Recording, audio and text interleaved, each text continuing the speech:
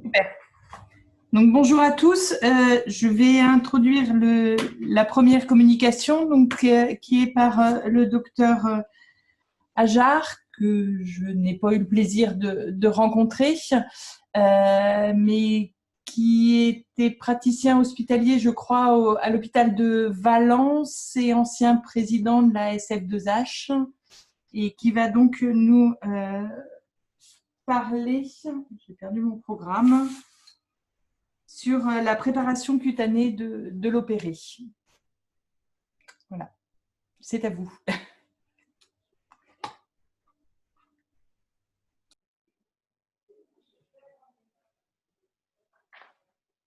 J'essaye de retrouver sur l'écran ma présentation. Vous l'avez mis sur votre bureau. Ben oui, je l'ai sur mon bureau. Donc vous faites partager l'écran et vous allez la visualiser. Ah oui, c'est. Voilà. Non, là, c'est pas pour moi. Non. Je ne sais pas où je suis.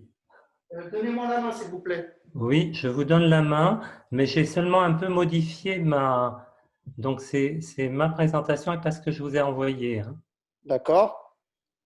Elle est sur le bureau. Elle est sur le bureau en PDF. Vous pouvez me laisser la main de votre ordinateur, s'il vous plaît? Oui, oui, bien sûr. Excusez-moi, ça avait très bien marché quand on a fait l'essai, mais j'ai dû faire une fausse manœuvre. Je demande le contrôle à distance. Monsieur Ajar, laissez-moi le contrôle à distance. Vous avez dû recevoir un message. Oui, oui, c'est bon, voilà. Merci. Donc, je ferme cette fenêtre. Oui. Votre PDF qui est là. C'est celui-là, oui, merci. Je l'ouvre. Voilà, et je vais le mettre en affichage. En affichage, c'est moi qui ai la main. Voilà. Écran. Et je vous redonne la main, monsieur Ajar. Merci. C'est bon. Bien, écoutez, tout d'abord, bonsoir à toutes et à tous. Moi, je tiens vraiment à remercier l'Académie de chirurgie, évidemment Hubert Joannet et tous les organisateurs, eh bien, de m'avoir invité à échanger avec vous sur la préparation cutanéo-muqueuse de l'opéré et que je vais aborder sur 3 éléments principaux, la douche, le traitement des pilosités et l'antisepsie du champ opératoire. Alors, les références que j'utilise dans ce diaporama et d'autres d'ailleurs sont à la disposition des participants parce que je ne pouvais pas évidemment détailler les études sur lesquelles je me base. Alors, juste pour mémoire, hein, depuis la première moitié du 19e siècle, l'efficacité de l'antisepsie a bien été montrée par Lister, hein, efficacité et qui s'est traduite par une réduction drastique de la mortalité après amputation. Mais je voudrais également revenir sur l'élaboration des recommandations, qu'il s'agisse des recommandations françaises et internationales, parce qu'elles utilisent des méthodologies différentes, et elles sont exprimées selon une force de la recommandation et des niveaux de preuve différents. Alors ceci complique évidemment la comparaison entre toutes ces recommandations. D'autant que pour beaucoup d'entre elles, il y a peu de recommandations élaborées sur des méthodes grades. Beaucoup de ces recommandations relèvent d'accords d'experts, dont je rappelle que comment dire, l'acceptation d'une recommandation d'expert suppose que l'on applique les conditions émises par la Haute Autorité de Santé, que je ne vais pas détailler ici, mais qui sont malheureusement pas toujours respectées. Alors, je vais rentrer dans le premier élément qui est la douche préopératoire.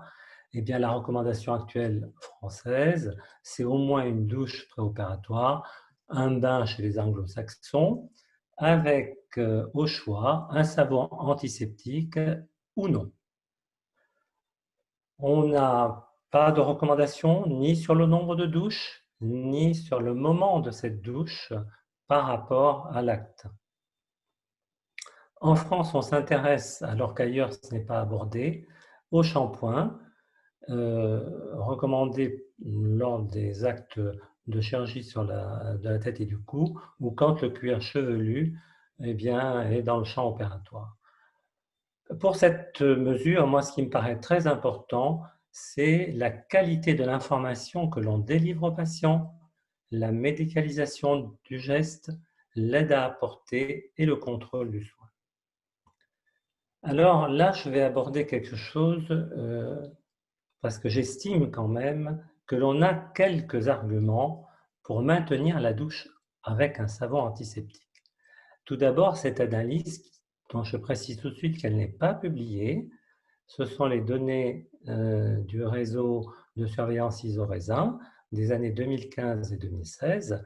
Et là, quand on cumule ces 2 années et que l'on regarde les interventions avec douche antiseptique et les interventions avec savon simple, eh bien, en termes de taux d'infection, la différence est significative en faveur du savon antiseptique.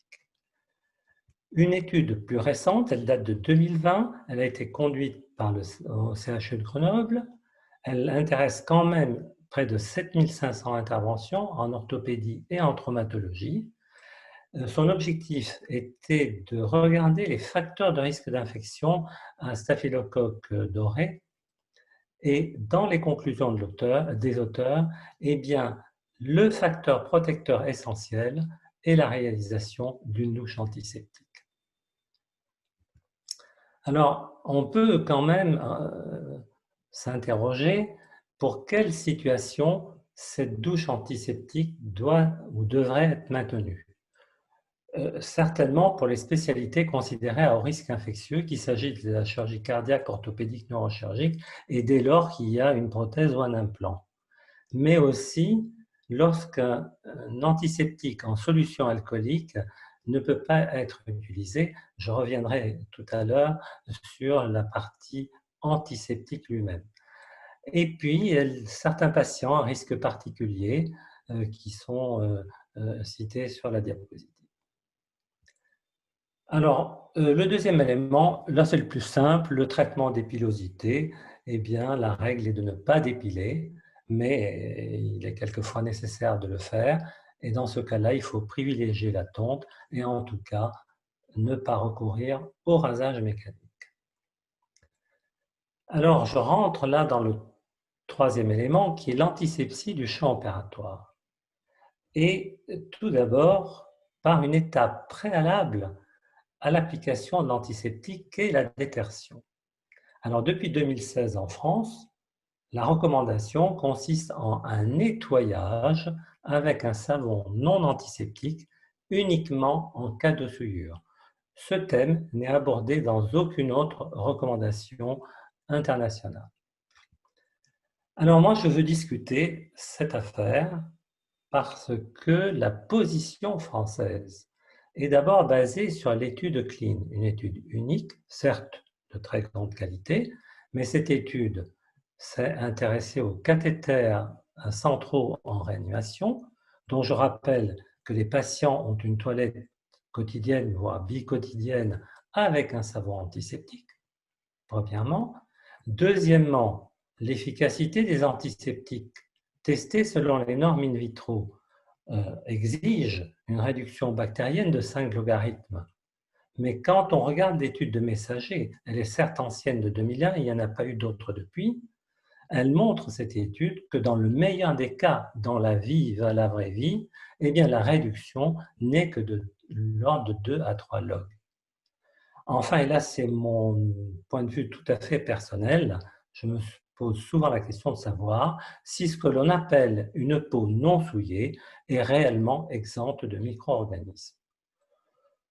Alors en tout cas, voilà, cette détertion, elle a pour objectif finalement de renforcer l'action de l'antiseptique en abaissant le nombre de micro-organismes qui sont naturellement présents sur la peau. Alors, dans l'antisepsie du champ opératoire, concernant l'abord cutané, évidemment, il faut s'intéresser au type d'antiseptique et la recommandation qui est donnée non seulement en France mais ailleurs, c'est le recours à un antiseptique en solution alcoolique. sans que l'on sache s'il faut une ou plusieurs couches. On me dit que ma connexion Internet est instable, mais est-ce qu'on m'entend toujours? Oui, monsieur. Oui. Dans le cas de cette utilisation d'un antiseptique en solution alcoolique, une chose est très importante est de veiller à l'absence de collection et d'attendre le séchage pour éviter évidemment tout risque de brûlure lors de l'usage du bistouri électrique. Alors, le type d'antiseptique, là on rentre dans des controverses. Et tout d'abord, la recommandation de l'OMS en 2016 qui affiche la supériorité de la chlorhexidine. Elle l'affiche sur la base de 6 essais randomisés contrôlés. Mais elle ajoute tout de suite que c'est une recommandation forte, mais avec un niveau de preuve plutôt bas, voire modéré. En réalité, quand on regarde ces 6 essais randomisés, on se rend compte que 2 d'entre eux ont un lien d'intérêt assez important. Un des essais n'utilise pas le bon test statistique. Un des essais a été inclus alors qu'il était hors des délais d'inclusion et un autre n'a pas été inclus alors qu'il devait l'être. Donc, le document de l'OMS, il situe évidemment le curseur vers la chlorhexidine, mais cette preuve est discutable car quand on réintègre l'essai manquant, et c'est ce qu'ont fait 2 auteurs, Maywald et Widmer, publiés dans le Lancet en 2017, eh bien on voit que le curseur revient au centre, c'est-à-dire que l'on ne peut pas affirmer de manière aussi importante la prédominance de la chlorhexidine. Alors, deuxième recommandation qui est en faveur de ce produit, ce sont les recommandations de la Société française de chirurgie viscérale. Mais là encore, le niveau de preuve est discutable. Ces recommandations se sont basées sur la méta-analyse de Chang, qui a d'ailleurs été retirée des publications, et sur la revue Cochrane, qui reprend 13 études, dont une seule est en faveur de la chlorhexidine, étude sur laquelle on n'a aucune donnée sur les actes ni les conditions de réalisation, et les auteurs eux-mêmes concluent sur un niveau de preuve faible. Et la controverse continue d'autant que là vient de sortir, j'en ai eu connaissance aujourd'hui, d'une étude sur l'efficacité de la chlorhexidine. Je n'ai pas eu le temps d'examiner ce papier, qui d'ailleurs fait référence à un produit qui n'est pas utilisé en France. C'est une concentration de chlorhexidine de 4 à 5% dont nous ne disposons pas. Mais revenons à tout ce qui a été publié depuis de très nombreux essais. Vous voyez dans diverses spécialités chirurgicales qui, aucun n'apporte la preuve de la supériorité d'un produit par rapport à un autre. Donc pour la bore cutanée, je dirais qu'il faut utiliser un antiseptique en solution alcoolique, qu'il s'agisse de la chlorhexidine ou de la povidone iodée, qui sont les 2 produits majeurs utilisés dans notre pays.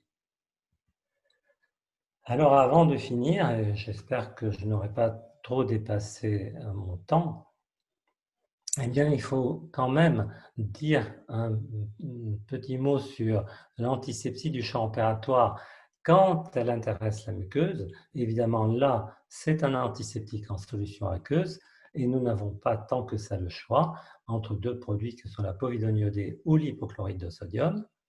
Et puis pour l'enfant, attention, il faut impérativement respecter les contre-indications et les conditions d'utilisation en fonction de l'âge.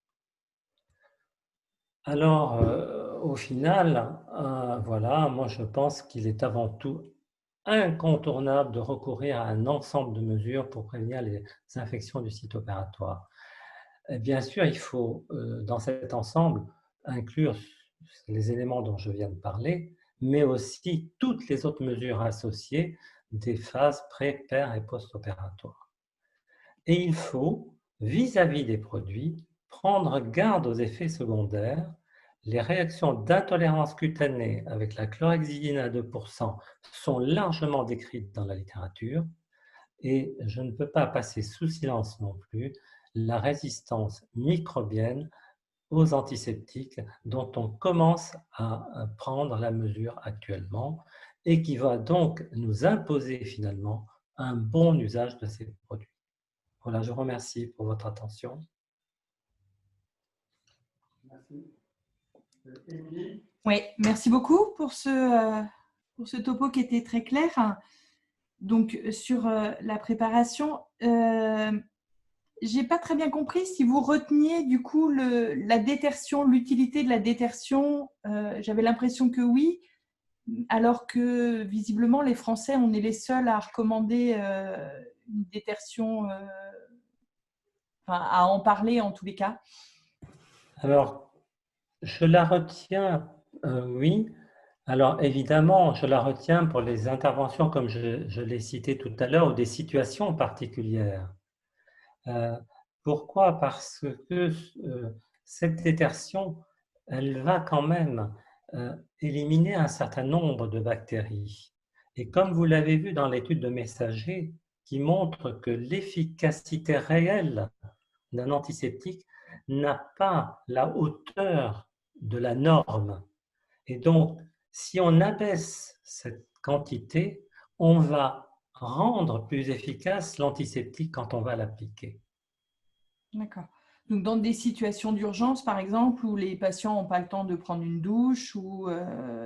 Oui, c'est ce que j'ai dit en dehors des situations à risque, chirurgie à haut risque, hein, ou bien quand on ne peut pas utiliser un antiseptique après en solution alcoolique, eh bien il y a des patients dans des situations précaires, hein, de handicap, d'autonomie défaillante, qui n'ont pas pu réaliser cette douche préopératoire de manière convenable, hein. Justement, en parlant de la douche préopératoire, moi j'avais certains de mes collègues qui recommandent, qui font procéder à une douche avec un antiseptique en se disant, comme c'est une prescription médicale, du coup on est un peu plus sûr que les personnes vont prendre une douche. Du coup, quel antiseptique vous recommandez? Parce que j'ai vu votre réticence sur la chlorhexidine. Alors là, non, je n'ai aucune réticence, je ne vends ni la chlorhexidine ni la povidone iodée. Effectivement, pour la douche préopératoire, on a le choix entre deux produits, hein, qui sont l'Ibiscrub, finalement, j'emploie les termes commerciaux, ou la bétadine rouge. Les deux produits peuvent être utilisés indifféremment, l'un comme l'autre, et je partage votre point de vue qui est la médicalisation du geste. Voilà. La médicalisation et l'explication. Oui, c'est ça, c'est de l'importance de la douche. L'importance de l'explication, voire les équipes chirurgicales vous donnent très souvent des schémas maintenant expliquant l'intervention. Eh bien, on peut donner aussi un petit schéma simple, hein. Il ne s'agit pas d'en faire une usine à gaz, hein. Ben, vous prenez votre douche de cette façon et puis vous vous habillez proprement. Et puis voilà, hein. Restons simples. D'accord. Je ne sais pas s'il y a d'autres personnes qui ont des questions là, dans l'assistance. Oui, merci beaucoup, Joseph. Je voulais revenir justement sur cette histoire de détertion parce que les choses sont pas très claires. Alors, moi, j'ai un médecin hygiéniste qui me dit: ah, mais non, mais la détertion, vous avez… Je n'entends pas du tout. On ne vous entend pas très bien. Hubert, on ne t'entend pas. Vous m'entendez? Je vous entends. Hein. Vous m'entendez? Oui. Oui, vous m'entendez? Oui. Oui, ça va mieux. Et quand je reviens sur la détertion, moi, j'ai un médecin hygiéniste qui me dit bon, la détertion, c'est surtout important quand vous mettez une prothèse. J'ai bien entendu ta réponse sur le cas d'urgence. Qu'est-ce que tu en penses de ce choix? Est-ce que c'est justifié? Alors, il y a le bon sens et puis il y a les résultats des études. Bien, moi, quand j'en ai parlé tout à l'heure, évidemment, enlever un petit névus en cabinet de dermatologie ne me paraît pas être un acte à haut risque infectieux.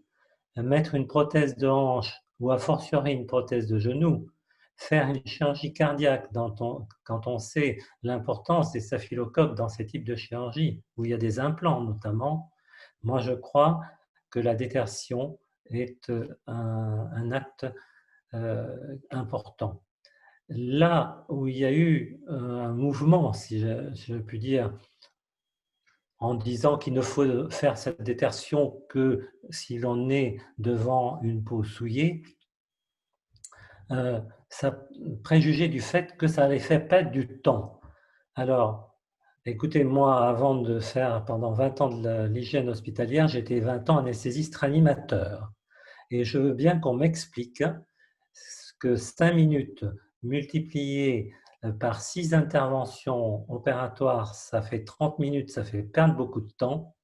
Eh bien, je dois vous dire que quand aussi 25 ans d'expertise médicale pour des infections, notamment beaucoup en orthopédie, je me dis que 30 minutes, ce n'est pas de la perte de temps. Est-ce que je peux te poser une deuxième question? Si je peux y répondre. Oui, tout à fait. Je voulais te demander dans les études qui servent les gros méta-analyses, tout ça, est-ce qu'il y a des concentrations d'alcool différentes en notant si? Est-ce qu'il y a des concentrations, pardon? Est-ce que les concentrations d'alcool varient en fonction des études, que ce soit la chlorhexidine ou les… Oui, tu as une excellente question. En France, on utilise, par exemple, pour la chlorhexidine, soit de la chlorhexidine à 0,5%, soit de la chlorhexidine à 2% alcoolique. Quant à la povidone, on utilise une povidone concentrée en alcool et en composition qui n'est pas toujours la même que celle qui est utilisée dans des études, par exemple, anglo-saxonnes, américaines ou asiatiques. C'est pour ça que je disais tout à l'heure que les comparaisons sont difficiles. Et puis, attention, chez l'enfant, on ne peut pas utiliser des concentrations, enfin chez l'enfant de moins d'1 an. Hein. Il faut faire très attention à utiliser des concentrations en alcool qui respectent l'intégrité cutanée. Hein. Merci. Juste, je voudrais poser une petite question subsidiaire, c'est lorsqu'on veut préconiser la détertion préopératoire, c'est-à-dire la dernière détertion, juste sur la table d'opération, on considère comme le seul moment où on peut vraiment contrôler qu'effectivement, il y a eu une détertion, même si une douche a été prise avant. Et il y a quelques critiques sur ces techniques-là, qui consistent à dire que c'est même plutôt néfaste. C'est-à-dire que ça va faire sortir les germes des pores de la peau à force de faire une détertion. Et qu'on a au contraire, non pas une réduction de l'économie, mais une augmentation. Qu'en pensez-vous? Alors, je vous prie de m'excuser, mais mon problème est qu'on ne vous entend pas très bien et il faut absolument que je puisse comprendre votre question pour tenter d'y répondre. Je vais résumer, je pense avoir compris. Oui. Certains disent que la dernière détertion aurait plutôt l'effet inverse en faisant ressortir des germes de la peau avant le badigeonnage. D'accord. Alors, cette discussion me paraît difficile parce que sur quels arguments se base-t-on pour dire que la détertion fait sortir les germes? Est-ce qu'on a fait après cette détertion un certain nombre de prélèvements pour quantifier la quantité de germes après cette phase? Et ensuite, je rappelle qu'à la suite de cette détertion, il ne s'agit pas seulement de passer l'antiseptique en solution savonneuse, hein. Il faut encore rincer puis sécher avant d'appliquer l'antiseptique. Donc, en réalité, les germes vont être emprisonnés dans cette mousse de savon. On va rincer, on va sécher et on va se retrouver avec une peau apte à recevoir le produit antiseptique. Très bien, très bien. Merci. Il y a Larsen. Je ne sais pas s'il y a d'autres questions dans l'assistance, si vous voulez lever la main ou prendre la parole. Directement sur la webcam. Non, ça ne va pas. Qu'est-ce qui se passe là? Des petits problèmes de son. J'ai l'impression qu'il n'y a pas d'autres questions. Écoutez, je vous remercie beaucoup pour votre topo qui était très clair. Alors moi, je vais reprendre dans mon topo, malheureusement, comme c'est en paire opératoire, 2 diapositives sur la détertion et le badigeonnage, mais j'espère que je ne vous contredirai pas trop.